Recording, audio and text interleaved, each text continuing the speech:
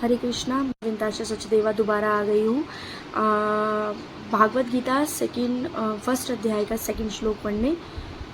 तो आइए हम सब मिलकर पढ़ते हैं। हरे कृष्ण। जय श्री कृष्णा चैतन्य प्रभु नित्यानंदा श्री अद्वैत गदाधर श्रीवासादि गौर भक्त वृंदा। हरे कृष्णा कृष्णा कृष्णा हरे हरे, हरे राम राम राम हरे हरे। तो आइए हम सब स्टार्ट करते हैं भागवत गीता अध्याय 1 श्लोक 2। ये हमारी भागवत गीता है।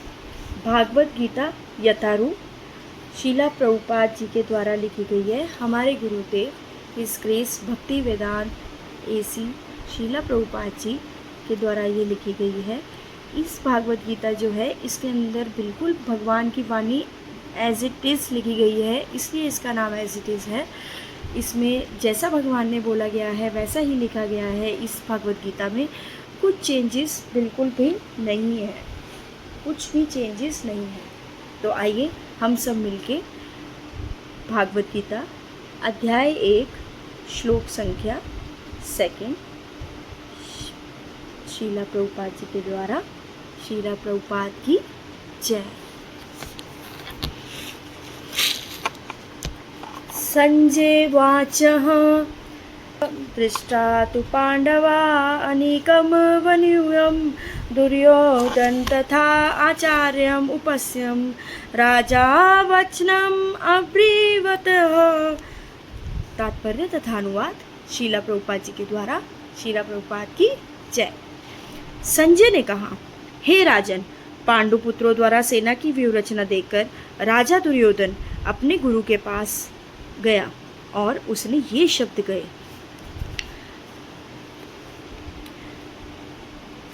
तात्पर्य, धृतराष्ट्र जन्म से ही अंधा था। दुर्भाग्यवश वह आध्यात्मिक दृष्टि से भी वंचित था।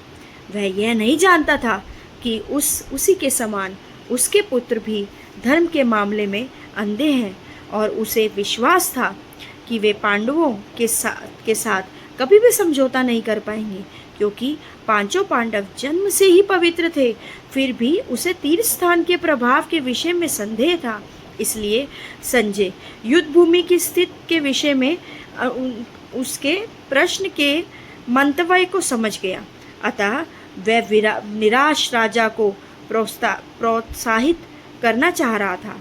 उसने उसे विश्वास दिलाया कि उसके पुत्र पवित्र स्थान के प्रभाव में आकर किसी प्रकार का समझौता करने नहीं जा रहे हैं। उसने राजा को बताया कि उसका पुत्र दुर्योधन पांडवों की सेना को देखकर तुरंत अपने सेनापति द्रोणाचार्य को वास्तविक स्थिति से अवगत कराने लगा। यद्यपि दुर्योधन को राजा कहकर संबोधित किया गया, तो भी स्थिति भी गंभीरता के कारण उसे सेनापति के पास जाना पड़ा। अतएव दुर्योधन राजनीतिक बनने के लिए सर्वदा उपयुक्त था। किंतु जब उसने पांडवों की व्यूह रचना देखी उसकी यह कूटनीति व्यवहार उसके भय को छिपा ना पाया। जब भगवान दुर्योधन के पास आए थे और ठाकुर जी ने दुर्योधन को बोला कि तुम्हें क्या चाहिए, मुझे चाहिए या मेरी सारी सेना सब चाहिए।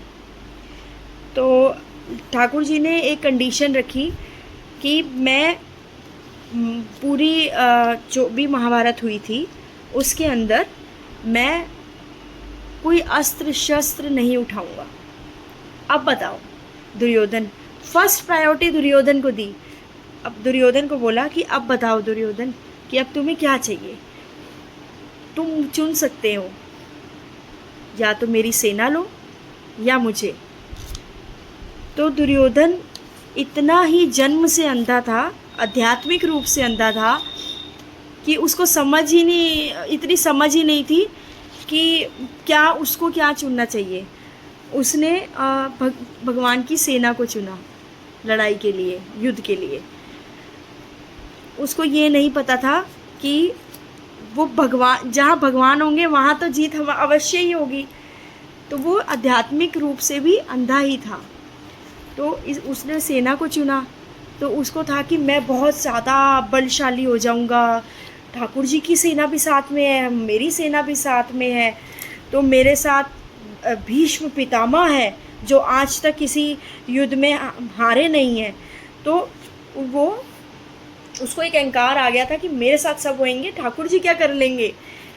तो जब युद्ध करने पांडव आए तो उसको पहले था कि जीत तो मेरी ही है, कि भाई मेरे साथ तो विशाल सेना है, इतने हाथी हैं, तो इतने इतने वो हैं दिग्गज, वो आचार्य हैं, भीष्म पितामह हैं। तो उनको था कि मेरी तो हार हो ही नहीं सकती।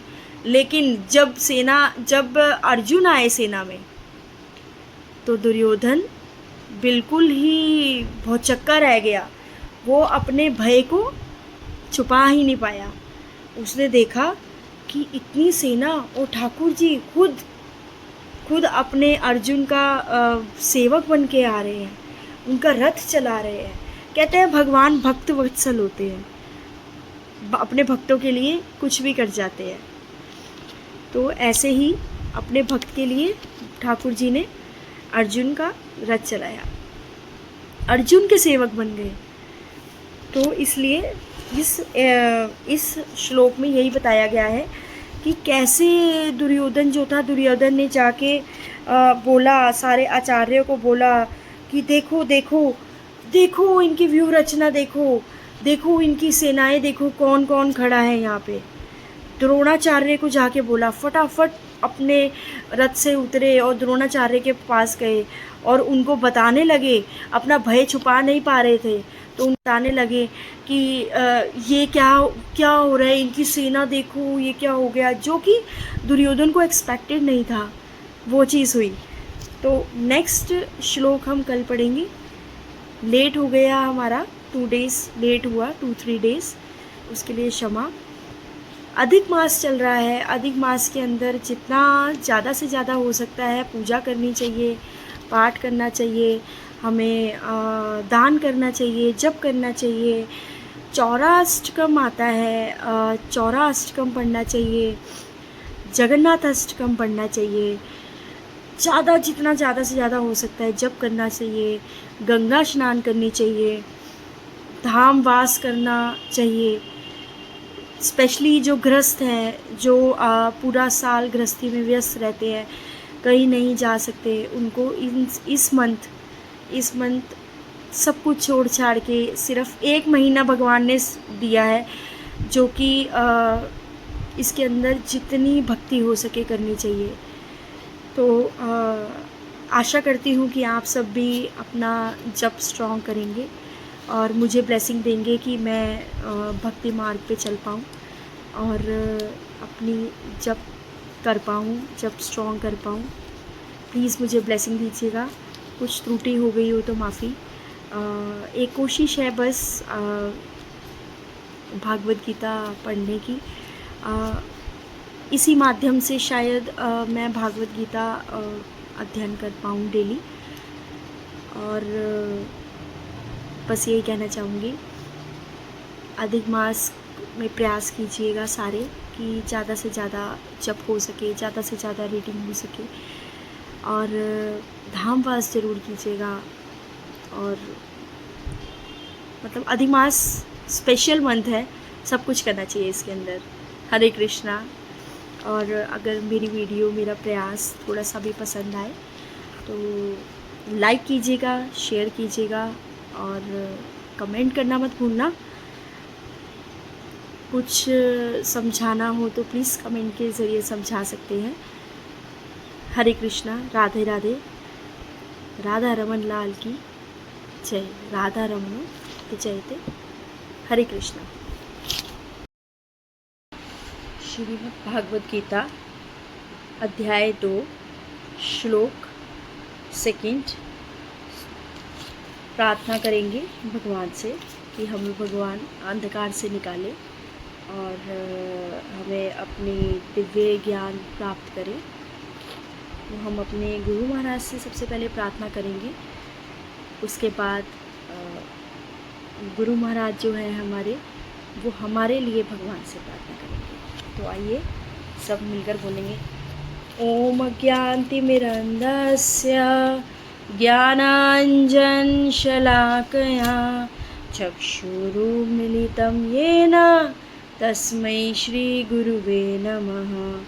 श्रीचैतन्यमनोभीष्टं स्थापितं येन भूतले स्वयं रूपकदा मह्यं ददाति स्वपदान्तिकं। वन्देऽहं श्रीगुरु श्रीयुतारपदकमलं श्रीगुरुवैष्णवां च श्रीगुरु श्रीरूपसाग्रजातं सहगणललितार्चान्वितं तं सजीवं सावधूतं सावधूतं कृष्ण परिजन सहित कृष्ण चैतन्य देवं श्री राधा कृष्ण पादान सहगण ललितां श्री विशाखां च। हे कृष्ण करुणा सिंधु दीनबंधु जगतपते गोपेश गोपिका कांत राधा कांत नमस्तुते। तप्त कांचन गौरांगी राधे वृंदावनेश्वरी वृषभानुसुते देवी प्रणमामि हरिप्रिये। वाञ्छाकल्पतरुभ्यश्च कृपा सिन्धु एव च पतितानां पावनेभ्यो वैष्णवेभ्यो नमो नमः। जय श्री कृष्ण चैतन्य